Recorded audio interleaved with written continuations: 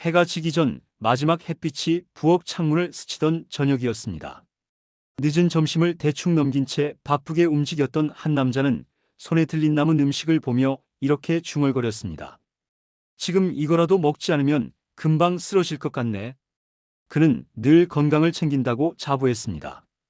좋다는 음식은 빠지지 않았고 몸에 이롭다는 식습관도 나름 성실히 지켜왔습니다. 그런데도 어느 순간부터 이유 모를 속쓰림과 피로가 쌓여만 갔고 하루 종일 둔한 통증이 온몸을 감싸기 시작했죠. 그는 이해할 수 없었습니다. 몸에 좋다는 것들만 골라 먹었는데 왜 점점 더 힘들어진 걸까? 사실 그의 문제는 음식이 아니라 음식의 타이밍이었습니다. 아무리 좋은 음식도 몸이 받아들일 수 있는 순간이 아니면 약이 아니라 독이 되곤 합니다. 그리고 우리는 너무 자주 시간을 무시한 채 건강을 바라보곤 하죠. 오늘은 바로 그 이야기를 하려고 합니다. 음식은 약이지만 타이밍은 독이 된다. 이 말을 더 늦기 전에 꼭 알려드리고 싶습니다. 우리 몸은 일정한 리듬으로 움직입니다.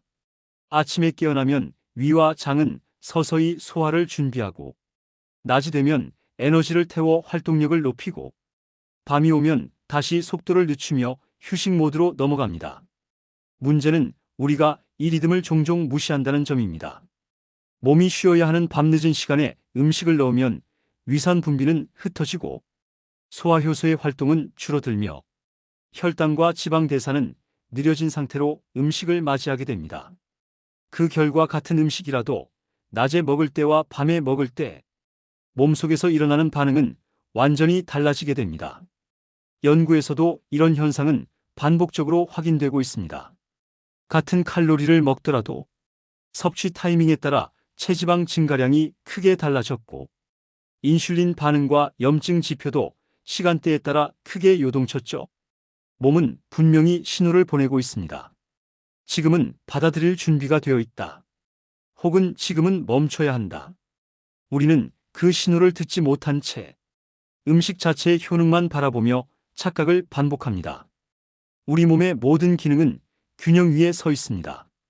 음식은 그 균형을 움직이는 가장 직접적인 요소입니다.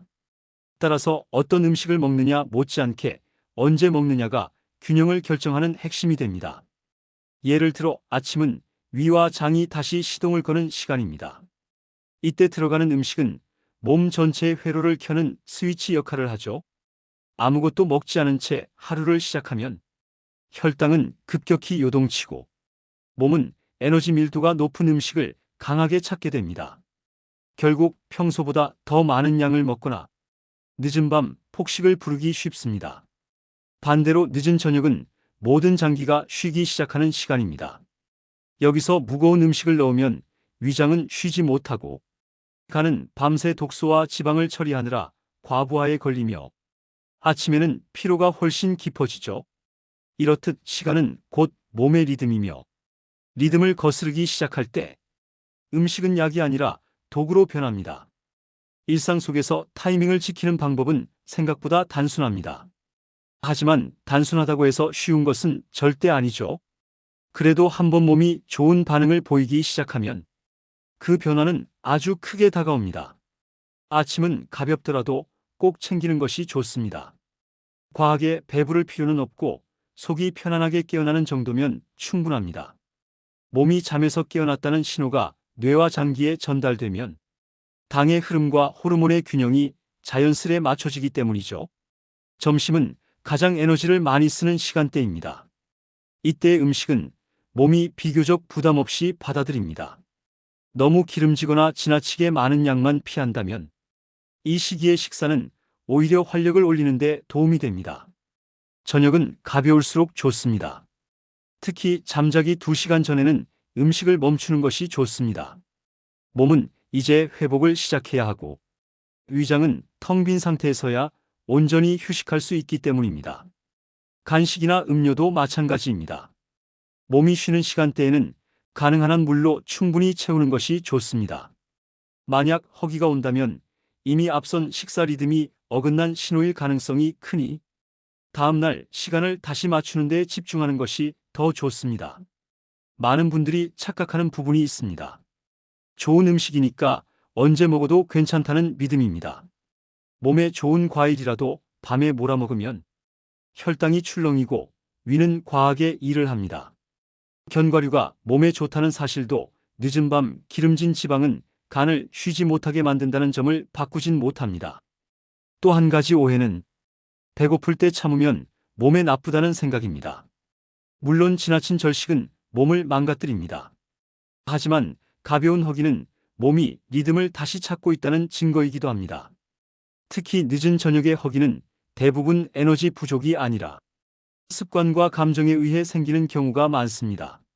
무엇보다 중요한 것은 단순한 금식이 아니라 몸의 리듬을 따라 주기를 맞추는 것입니다. 억지로 참는 것이 아니라 몸의 신호를 맞춰 재정비하는 과정이라는 점을 잊지 않으면 좋겠습니다. 우리는 늘 건강을 위해 좋은 음식을 찾습니다. 몸에 좋은 식품 목록을 만들고 누가 더 좋은 재료를 쓰는지 비교하고 어떤 영양이 더 몸에 이로운지 끊임없이 고민합니다. 하지만 정말 중요한 것은 음식 자체보다 그 음식이 우리 몸속에 들어오는 순간입니다. 몸이 받아들일 준비가 되어 있을 때 음식은 약이 되고 몸이 지쳐 있을 때 음식은 독이 됩니다. 건강은 많은 것을 바꾸는 데서 시작되지 않습니다. 내가 먹는 시간, 내 몸이 원하는 리듬, 그 작은 흐름 하나를 다시 존중하는 데서 시작됩니다. 오늘 하루만이라도 몸의 시간을 먼저 들어보세요. 바쁜 하루 속에서도 작은 템포 하나가 바뀌는 순간 당신의 몸은 놀라울 만큼 빠르게 반응하기 시작할 것입니다. 구독과 좋아요 부탁드립니다.